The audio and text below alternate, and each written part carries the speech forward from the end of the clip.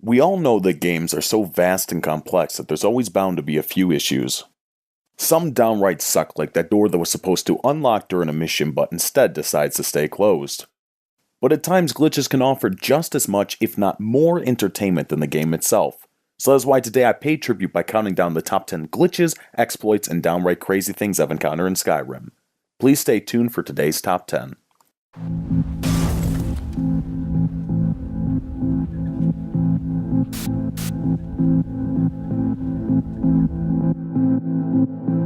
Okay, technically not a glitch, but you ever really wish to go for a nice wagon ride when you finally get the chance, you rush ahead to get the best seat? Well, with number 10, you don't get to choose where you sit. Even if you hop up on top and click where you wish to sit, you're forced out and you have to climb back in. Not very practical, but I guess that's how the Skyrim carriage services function. I think I'm going to take my money elsewhere, thank you very much. For number 9, I'm going to take a trip back to Reachwater Rock.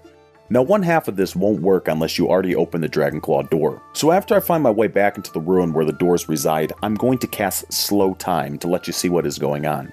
Now, this is why the doors had to be opened before, because now they have somehow managed to find themselves shut again, but this time with some rather odd results. With missing sides and floating centers, the Reachwater doors are glitched if I've ever seen one before. However, this is why you cast Slow Time, because as soon as it expires, they'll quickly fall back into their slots. Now for the second half of this glitch duo. If you decide to go swimming around in the pool of water in the main room, you might find yourself falling through water like it was air. For some reason, there just seems to be random air pockets that cause you to gasp for breath and to plunge to the depths. I would make a water pun here, but I don't want to seem like I need to reach for it. If you make your way up to High Hrothgar, you can try and find number 8 in the list. If you were like me and wanted to make your way up to the mountain's peak prematurely but found yourself blocked out by some stupid cold wind, you might have decided to try and sneak around it. That is how I found a false wall under the tower's walkway. It doesn't do much except let you walk through it and hide from those graybeards when they're pissed off at you, but still it is a fun distraction from the reject you feel after getting the cold shoulder by those nuisance winds. You ever wish to fly free as a bird? Well, I can't offer you that exactly, but we can get pretty close. Plop down a kettle and go into third-person mode and hop in. With a little faith and a few flaps of your arms, you might find yourself flying free as a bird, or, more like a wraith. Sadly, this pseudo-avian flight doesn't last forever. Also, be careful where you do this at, otherwise you might find yourself falling instead of flying, and the results can be lethal. But more on that a little later. Here is an oldie but goodie. Find yourself a pissed off giant, so, any of them, and let them take your health down a bit. If the killing blow happens to be a ground smash, you might find yourself skybound, in more than just a metaphorical sense too. Oh, hey, I can see my house from here. Well, on the topic of giants, I'm going to go a little bit further and throw in an exploit for free. Yeah, you're welcome. Well, if you ever wish to wield a giant's club, you've seen them on the ground with that mocking text that says, press A button to take, but you keep pressing and pressing, however you can never actually pick it up. Actually, I have bad news for you. If you're on the console, you can't pick it up. But your companion can. Take whatever weapon is in your companion's inventory and send them over to pick up the club. With that, they should instantly equip it. It's funny to see them wield a weapon as tall as them. Now, I'm sorry, but I have to crush your dreams. No, you can't take it from your companion's inventory, and no, they can't send enemies skybound like the giants can. I am sorry, I wish they could too. For number 5, have you ever had a friend when all you're trying to do is take a peaceful nap, they'll come up to you and scream as loud as they can in your ear? If so, they sound like a jerk. But this is still 100 times worse. This is why you don't ask a Dragonborn to be your alarm clock. I guess it's not all bad though. If you're like these individuals, you'll make the best of it and get some early morning yoga done while you recover.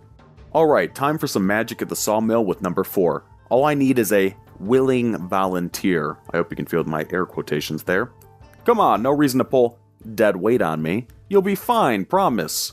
Alright, the trick is all prepped, let's give the audience what they came for, and presto! Oh, ouch. I don't think he's going to make it. But how about a round of applause for his valiant effort? I know, hit the like and subscribe button now. I mean, it's all he ever would have wanted. Now, undeniably classic magic isn't the only fun thing you can do at the sawmill. Get a volunteer and drop a log on them. Not like that, God almighty. Anyways, fire up the mill and watch as their body distorts and twists in ways not even feasible to the human mind. Alright, staying on the topic of magic, for my next trick and number 3 on this countdown, I'm going to phase through this wall. Do not try this at home. Instead, try it in solitude.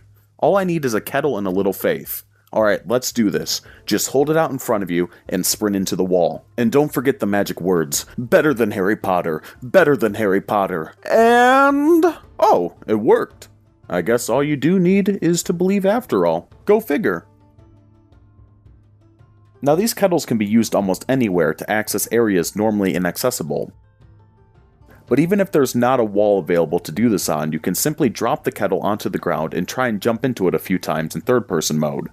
So that's always a good alternative. Now walking around poorly rendered Skyrim beyond the walls of the city does provide entertainment for a time and is how I found a random dead dragon. But I know you must be dying to know what practical things this can be used for, right?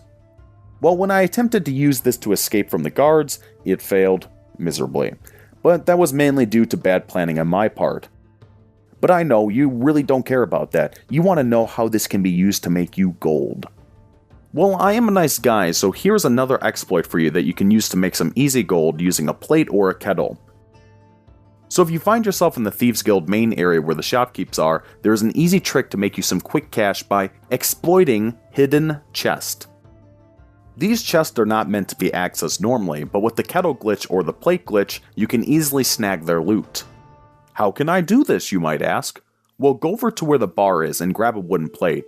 Or you can use a kettle too, but I'll get to that in a minute. Once you have the plate, take it over to where the door to enter the den is. Hold the plate out in front of you, and walk as close as possible to the door without actually touching it, at which point you should sprint into it, and hopefully right through the door. Now make sure you stop when you face the door, otherwise you might fall out of the map. It won't do anything except make you teleport back into the playable area, but that'll mean that you'll have to do this all over again. Now for some odd reason, kettles won't work on doors like plates do. If you want to use a kettle instead, it's almost impossible to use any walls in the den to phase through due to the rounded shape or the fact that they're obstructed by something. That is why you should drop the kettle on the ground instead, and go in a third-person mode and hop into it. If all goes right, you should phase through the floor without any difficulty, and find yourself in the same area that the plate trick would have led you. What do I do now, you might ask? Well, look around. You should find a multitude of chests right for the picking. These are the inventory chests for the merchants, and they deem what they have for sale, but worry not, they do restock over time. Now, technically this is considered stealing, but what does it matter when you're in a den of thieves, am I right? Now for number 2, and a personal favorite of mine, a glitch that I don't believe has been seen before, or at least in my search that has been written of, photographed, or had video of. That's right guys, a first look at what so far appears to be an original glitch. Now I am playing this on PS3, so obviously I have no mods installed, and I have absolutely no idea how this happened. I just seem to attract glitches like a magnet. So as you've seen, Lydia was just normal, but anytime I recruit her into my service, something messed up happens. I'll just let it speak for itself. That's right guys, Werewolf Lydia. I have no clue how this happened, why it happened, but it did. No one else seems to care, and you can still see Lydia peeking out from underneath. I find it rather humorous, which is why it landed number 2 on my list. Now it's just a weird glitched out skin on Lydia, so she still acts normal like with wielding her weapons and such, but when you're running through a dark cavern and turn a corner to see her staring you in the face like that, it's enough to give just about anyone a nice startle. Now what possibly could be better than seeing a glitch as crazy as that? Probably a lot of things like winning the lottery, an end to world hunger, or a really nice delicious piece of cake. But that isn't what this video is about. So what glitch topped that? Well, it's simple to recreate, but so humorous I've done it dozens of times and still find it highly entertaining. What glitch could this possibly be? It's the Greybeard's Wrath. If you find your way back up to High Hrothgar, you might want to try it out for yourself. Take off a Greybeard and let them freeze you in a way where you fall off the side of the mountain, preferably off the peak you just saw me standing on. As you fall and you start hitting stuff, you should spin faster and faster until at one point you start spinning so fast something completely outrageous happens. You collapse into a ball of gravity-defying limbs that looks like what you are seeing here. Or perhaps this. Or even in one rare circumstance that I have yet been unable to reproduce, if you spin so fast the game can't process it, this may happen. So why is this number 1? Well, I am ranking off the sheer amount of entertainment this glitch has brought me, which means it gets an A+ in my book. Also, because you take no damage from falling when frozen, sometimes when you finally unthaw you get humorous landings such as this. Almost like you did nothing more than scrape your knee. Or like this one where I just gracefully float down from the heavens. Now for some honorable mentions. Well, in werewolf form in the Thieves Guild, you can maul anyone to death without them so much as even fighting back. If you put a basket or kettle on a shopkeeper's head, you can nick stuff right in front of them without them even knowing. Or this guy, who apparently doesn't know the proper procedures for handling superglue. Or this Draugr who was Fos Rodad so hard he now witlessly runs into the wall. Or this one who is Fos Rodad straight into the ground.